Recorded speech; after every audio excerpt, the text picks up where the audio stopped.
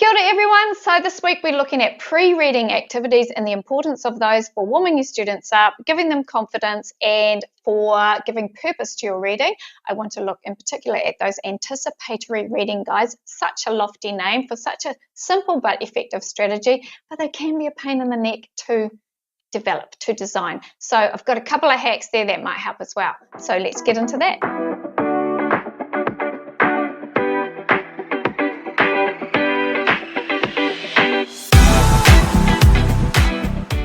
Pre-reading activities are exactly what they say they are. They're activities that we do before we read. Now, when I say pre-reading, I actually mean pre-text because the text could be written, so reading, it could be listening, it could be something that they are viewing. So it's just whatever you're giving them, students to read, listen, or watch. Right, so why are they important? Firstly, they allow students to connect what they already know, that prior knowledge, with what they are about to read. The second thing is they're warming up their brains to think about things like format, the content, and stylistic features that they are going to come up with, that they are going to experience when they see that text. Now, when you do those things, you build confidence in that reading because students have formed a little bit of a relationship with that text already. They're not going in cold. Oh, I already know something about this as you hand it out or as you put it on the screen, whatever. So it's not cold. They've got that relationship and they are therefore more confident when they go into it. Right, I've shuffled over to the side so that I can put up here on the screen this anticipatory reading guide example. Now, it's such a stupid mouthful, lofty word, whatever. It is about anticipating what is to come in your reading. I like to call them sort of pre-reading tables or unseen scene tables, whatever. Pre-reading, that's good. Okay, so they involve teachers putting, say, 6 to 10 statements down in a list, and then students agree or disagree with those statements. So if you're doing a text about volcanoes, it'll be facts about volcanoes and things like that, and students will agree or disagree, with their prior knowledge. Then they read the text and they check what they answered, and they write notes and evidence and include evidence from the text to correct or write in the specific answers once they have read the text. So they're comparing, what they knew before then to what they know now, and it's given them a purpose for reading, right? Because they are checking these statements and what the facts actually are, and they're finding evidence. So that's another great skill that they're working on. Do encourage them to put those quotation marks in, remember. Now, I add an extra column beside, just to the right of the agree-disagree column, because I want two reasons. Sometimes instead of statements, I want to ask a little question or give them a starter that they can finish, so they can use that gap to do that instead. And then also, it's a little differentiation technique, because the students who feel more confident or who need something more can explain in that space why they agreed or disagreed. So your traditional anticipatory reading guide does not necessarily have that column, but I like to put it in. So that's what an anticipatory reading guide is, and but there is a little, they are fantastic. They are fantastic, as I say, building that confidence, getting the students engrossed in the topic. Sometimes there's a bit of debate if you're getting them to do it in pairs as well. No, it's not 10%. That's ridiculous, So that's really great. They're getting warmed up, but they can be a pain in the neck to design. So let's have a look at a couple of hacks for that. Teacher hack number 1 for creating your anticipatory reading guide, your pre-reading table. I used to go through the text and try and think up sort of almost from scratch statements that were related to the text. And it was so time consuming. And, you've got this class coming in 15 minutes, it's interval. You still need to go to the toilet and you want to do up this guide and get it printed off for the students in 15 minutes. Okay, so it was just too cumbersome to do.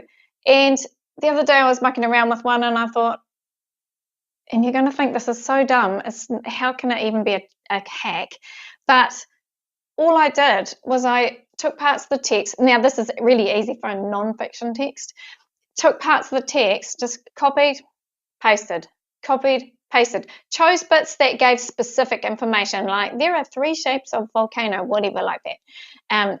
Took them, copy, pasted into my thingy, my pre-reading table, and then I just went through and edited, made the, tidied them up a bit, made them into full sentences. A couple of them I maybe turned into questions as well, but it literally took me, it was a short text, but it must have taken me 5 minutes. It was great. It was great. So that is my little hack. Instead of trying to think up the statements, even though you are taking them from the reading, you're sort of trying to reword and things, just copy, paste, and then edit.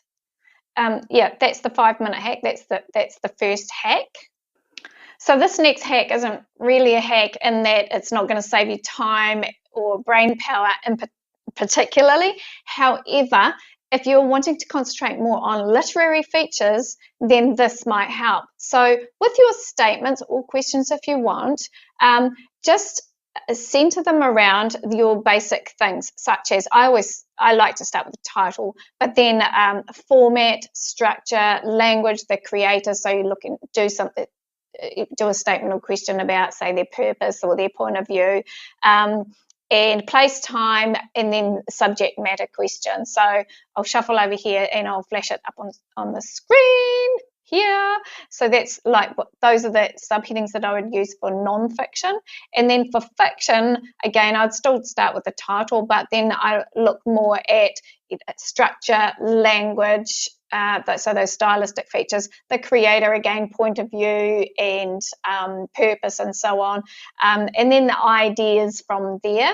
So really concentrating more on literary features. It can be cumbersome to do, but why not get your department together and everyone does one-on-one short text, and then you'll have a nice little collection.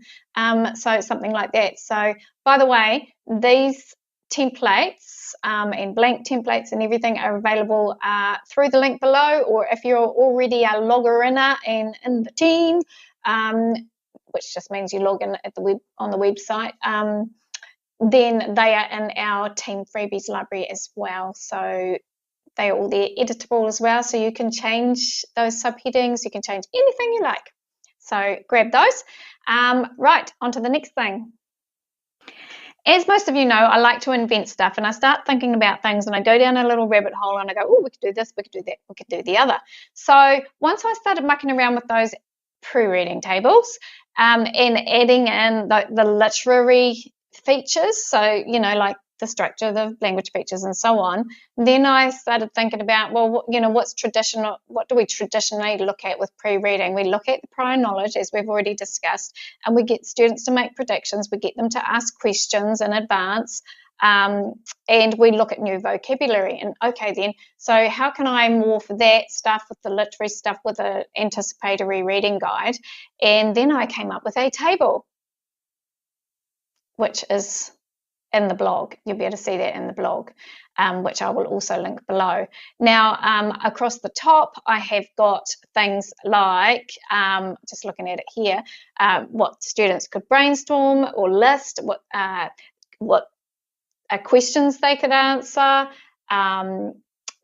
true, false, or agree, disagree statements they could do, or anything else. And so I have that along the top of my table, and then down the bottom, down the left-hand column, I'll have things like my literary elements. And what have I got in this one? Let's have a look at my table here. I've got title, the format of that genre, the topic, ideas, language, structure, and vocabulary. So I might be able to get students to brainstorm things about vocabulary. So brainstorm synonyms for fantastic, things like that. So if I shuffle over, I'll flash the table up, ta-da! And you can see what I mean. But as I say, it's in the blog, and you can have a look at it there and probably print it out and things. And then I've got in some examples there as well, because when I have examples, that helps me understand what I'm talking about and it gives me clues about what I could do for my text. So that's what I did there. So I think that pre-reading is is pretty much covered. So you can put those things from that table into an anticipatory reading guide, or you could just do general things.